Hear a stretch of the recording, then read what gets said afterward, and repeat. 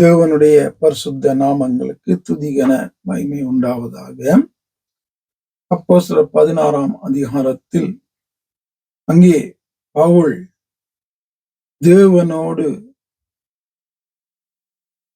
ஜெயிலிலும் கட்டுகளிலும் தேவனோடு வாழ்ந்த அந்த வாழ்க்கையை பார்த்து தேவன் பவுலுக்காக செய்கிற காரியங்களை பார்த்து சிறைச்சாலை அதிகாரி, நான் ரட்சிக்கப்படுவதற்கு நான் என்ன செய்ய வேண்டும் என்று பவுலை கேட்கிறாரு. அப்பொழுது பவுல் அவர் அந்த அதிகாரியை பார்த்து 31வது வசனம், அதற்கு அவர்கள், கர்த்தராகிய இயேசு கிறிஸ்துவை விசுவாசி, அப்பொழுது நீயும் உன் வீட்டாரும் ரட்சிக்கப்படுவார்கள் என்று சொல்லி அவனுக்கும் அவன் வீட்டில் இருக்கிற யாவருக்கும் கர்த்தருடைய வசனத்தை போதித்தார்கள். நல்லா ஒரு காரியத்தை கவனிக்கணும். நீ இந்த அற்புதங்களை கண்ட என்னுடைய பவுலாகி என்னுடைய வாழ்க்கையில தேவன் எனக்காய் செய்த காரியங்களை கண்ட, நான் தேவனோடு வாழுகிற அந்த வாழ்க்கையை கண்ட, நல்லது. அதன் மூலம் உனக்கு அந்த தெய்வத்தை குறித்து ஒரு விசுவாசம் வந்தது, நல்லது.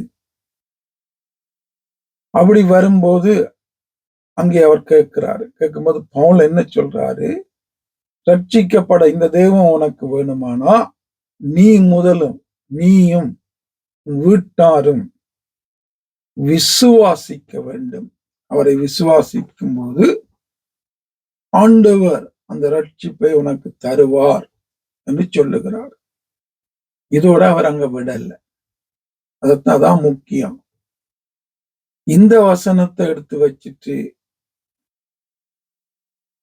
அப்போஸ்தலர் 16:31 வசனத்தை எடுத்து வச்சிட்டு அநேகர்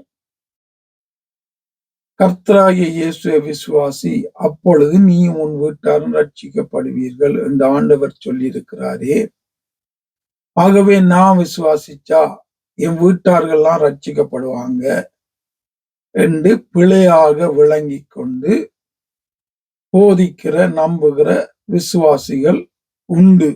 இது நான் ரட்சிக்கப்பட்டா வீட்டு ஜனங்கள் எல்லாம் ரட்சிக்கப்பட்டும். அது கிடையாது. நீ ரட்சிக்கப்பட வேணும்னா நீ விசுவாசி, முதலாவது விசுவாசி, நீயும் உன் வீட்டாரும் ரட்சிக்கப்படுவீர்கள் என்று சொல்லி போட்டு அங்க பவுல் அதோட நிக்கல. இதுதான் முக்கியம். அவங்க ரட்சிக்கப்படுவதற்கு ஏதுவான அந்த வார்த்தைய, கர்த்தருடைய வசனத்தை அவனுக்கு மட்டும் பவுல் போதிக்கல, வீட்டாருக்கும் போதிச்சார். போதிக்கும் போதுதான் அங்க அவங்க என்ன செய்யறாங்க,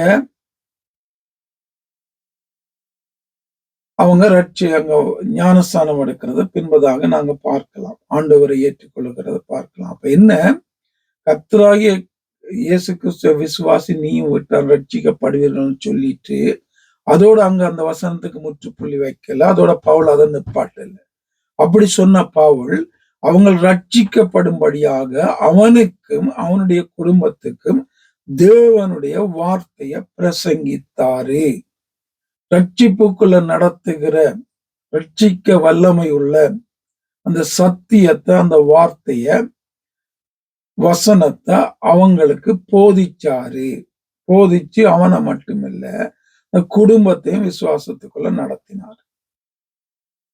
நாங்க இந்த வசனத்தை பிடிச்சு கொண்டு, ஆண்டவரே இப்படி சொல்லி இருக்கிறீங்க, அப்போஸ்தலர் 16:31 நீங்க சொல்லி இருக்கிறீங்களே, நீ விசுவாசி அப்படி நீயும் வீட்டார் ரட்சிக்கப்படி சொல்லி இருக்கிறீங்களேன்னு சொல்லி போட்டு அந்த வசனத்தை வச்சு ஜெபிக்கிறதோட எங்களோட வாழ்க்கை நின்றது.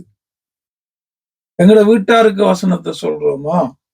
வீட்டாருக்கு சத்தியத்தை சொல்றோமா? அவங்கள தேவனுக்கு நேராக நடத்தி ரட்சிப்புகளை நடத்துகிறோமான்னு கேட்டா இல்ல. ஜெபத்தோட நின்றாச்சு, அந்த வாக்கு தத்துவத்தோட நின்றாச்சு. இது வேதம் கிடையாது, அறகுறை. இது சோம்பேறித்தனமான ஜெபங்கள் என்று சொல்ல முடியும். கிரியை இல்லாத ஜெபம். சுவிசேஷத்தை நீ வீட்டுக்காரருக்கு சொல்றது இல்ல, சத்தியத்தை சொல்றது இல்ல, வசனத்தை மட்டும் புடிச்சு கொண்டு ஜெபிக்கிறது நடக்காது. பவுல் சொல்லிட்டு நிப்பாட்டு. சொன்ன பவுல் அவனுக்கும் அவன் வீட்டாருக்கும் சத்தியத்தை போதிச்சு அவங்கள ரட்சிப்புக்குள்ள நடத்துகிறார். சத்தியத்தை போதிக்கணும், சத்தியத்தை சொல்லணும், சத்தியத்துக்குள்ள நடத்தி ரட்சிப்புக்குள்ள நடத்தணும். இதை நாங்க செய்வோமா இருந்தா கண்டிப்பாக நாங்க பெற்ற அந்த ரட்சிப்பு எங்களுக்கும் எங்களுடைய வீட்டாருக்கும் போய் சேரும் என்பதுல எந்த சந்தேகம் இல்ல. ஆவியானவர் தொடர்ந்து எங்களை நடத்துவாராக. ஆமென்.